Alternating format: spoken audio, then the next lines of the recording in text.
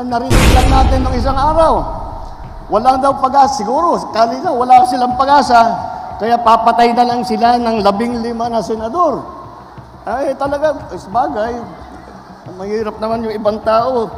Ang iniisip lang nila, ang kaisa-isang solusyon sa lahat ng problema ay pumatay pa ng Pilipino.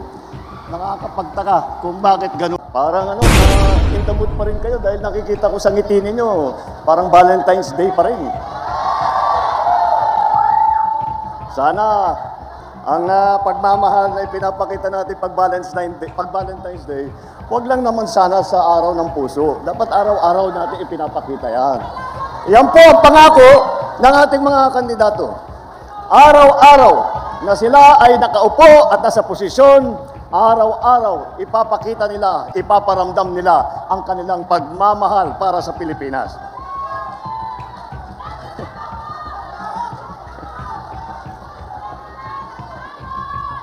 Alam niyo po, nakakagulat ko minsan na pagka nagsimula ulit ang halalan, ang campaign period, nagugulat po kami na parang napakabilis. Ngunit nandito uli po tayo.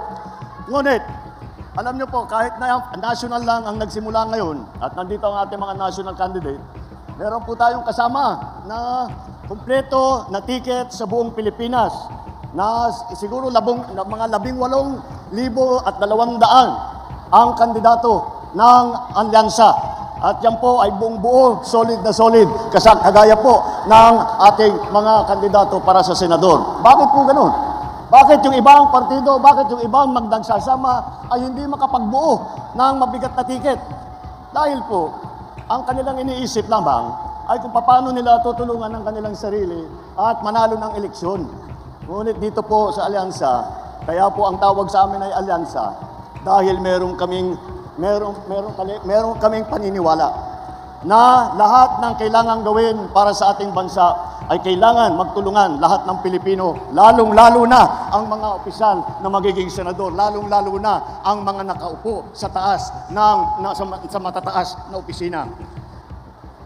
Alam niyo po, kuminsan nakikita natin yung ibang partido, hindi sila nagugulat sila, natatakot yata sila sa inyo.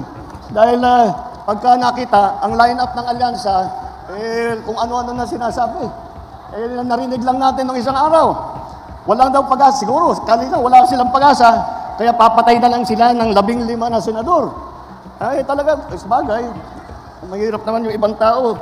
Ang iniisip lang nila, ang kaisa-isang solusyon sa lahat ng problema ay pumatay pa ng Pilipino.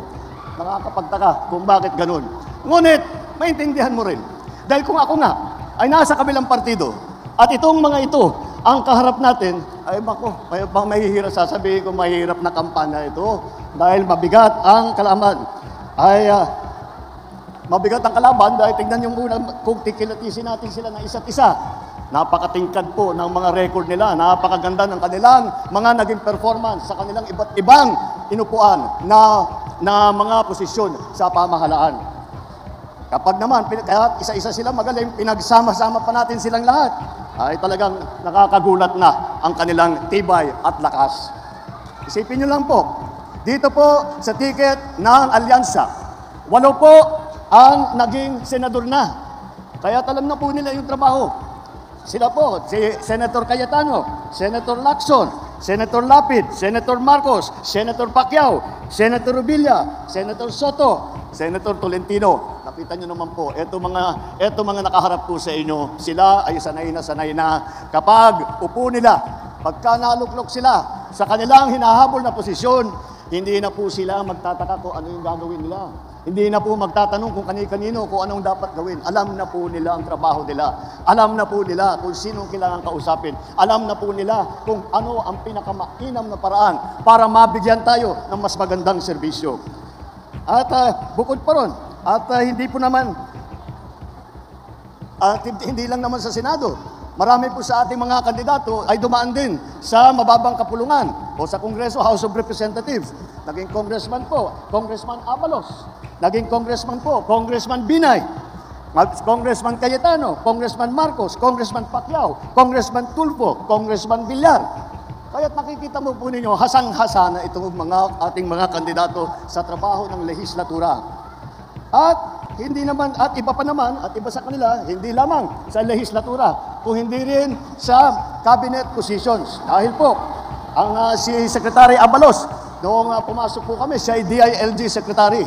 At si Erwin Tulfo naman, siya ay hinawakan niya ng napakagandang performance sa DSWD. Si Senator Lacson naman, siya naman ang namuno ng Yolanda Rehabilitation Commission na nagbibigay ng tulong sa lahat ng mga nabiktima sa Yolanda. At si Tolentino ng MMDA, ang una, siya po ay ang MMDA na chairman. At masasabi ko po sa inyo, nung nandun po kami sa Tacloban at nag-aantay kami ng tulong, nag-aantay kami ng dadalhin ng mga gamit, ng mapagkain para sa mga nabiktima. Ang una pong dumating sa Tacloban na may dalang heavy equipment para ayusin, para i-clear yung mga kalsada, para hanapin yung mga buhay pa na nalibing ay si Senator Tolentino po. Siya ang unang nakarating sa Tacloban. Alam na po nila ang trabaho ng gobyerno mula sa baba hanggang sa taas, hanggang sa kabinete. Alam na po nila kung paano patakbuhin na maganda ang pamahalaan. At hindi lang po yun, meron din po tayo, mga gobernador na nasa local government.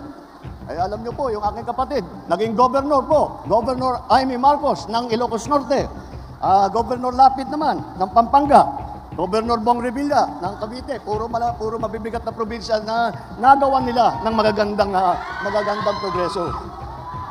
Kasama din ang mga mayor, city mayor po. Dito, kasama rin dito mga city mayor po. Unang-una, si Benhur Abalos po, matagal na mayor po ng Mandaluyong yan. Marami pong nakuha siyang premyo. Noong kinaiinggitan nga namin, nung nasa local government din ako, sabi namin, lahat na lang ng premyo napunta sa Mandaluyong, paano ka naman kami? Pero ganun siya kagaling. At si Abby Binay naman, Mayor Abby Binay, siya naman ang humahawak ng Makati. Hindi po simple yun, dahil ang Makati ang pinakamayaman na lungsod sa buong Pilipinas. Kaya nakita natin, sa kanyang trabaho, pinasikat niya ng pinasikat ng gusto. At ang serbisyo sa Makati ay napakaganda dahil sa patakbo ni Mayor Binay. Alam niyo po, halos lahat para sa mga matatanda, para sa lahat na may sakit, libre po lahat. At saka pag umabot ka ng 100 years old, bibigyan ka pa ng cake. Talaga naman, nakita mo kung gaano kaganda ang patakbo ng ating mga kandidato rito. At hindi po makakalimutan ang boses ng kababaihan. Dahil apat po sa kandidato natin ay babae na hindi lang na dahil lang babae sila ay maaasahan. Hindi po. Kilala ko po silang lahat. Lahat po sila ay napakatapang, sila po ay masigasig na ipaglalaban ang karapatan ng ating mga kababaihan, magkakaroon ng malakas na boses sa Senado para sa kababaihan. Pagdating naman, kung saan sila nanggaling, ay iba-iba po nanggaling, baka sabihin po ninyo, alam lang nila yung Maynila, alam lang nila yung Luzon. Hindi po totoo yun. Dahil, tignan po natin, unang-una, alam niyo naman, si Manny Pacquiao ng Sarangani, Jensang, si Erwin Tulfo ay lumaki sa Davao del Norte. Davao Oriental at saka sa Sulu, kung saan nakadestino yung kanyang ama na nagpakita ng kabayanihan. Ang unang Senator Vicente Soto po ay galing po naman sa Cebu. Kaya't ang mga ninuno ng ating butihing dating Senate President ay siya po, mga ninuno niya po ay galing naman ng Cebu. Alam niyo naman din po, ay kami ni Amy, ang nanay po namin, waray-waray. At ang mga ninuno ni Camille Villar ay galing naman, sila naman ay galing Iloilo, mga Ilonggo po. Kaya makita mo, hindi lang magaling ang ating mga kandidato sa kanilang trabaho, hindi lang sila nagmamahal kung hindi nauunawaan nila at nalalaman nila kung ano ang hinihiling at kinakailangan ng taong bayan kahit sa buong Pilipinas, hindi lamang doon sa mga lugar na pinanggalingan nila.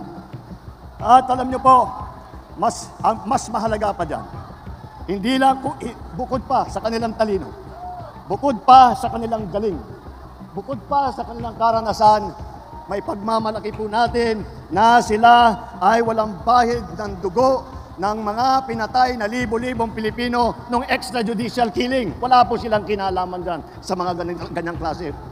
Wala sa kanila ang kasabwat sa pagbubulsa ng sako-sakong pera at pinagsamantalahan ang pandemya at nagbulsa ng maraming pera, pinabayaan na lang na yung ating mga kababayan ay magkasakit o mamatay.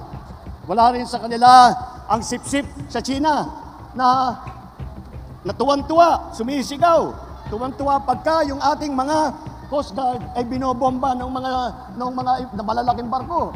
Hindi po sila sumasang-ayon sa mga ginagawa na hinaharang ang ating mangingisda para at ninanakaw ang kanilang huli. Sila pinaglalaban po namin yan.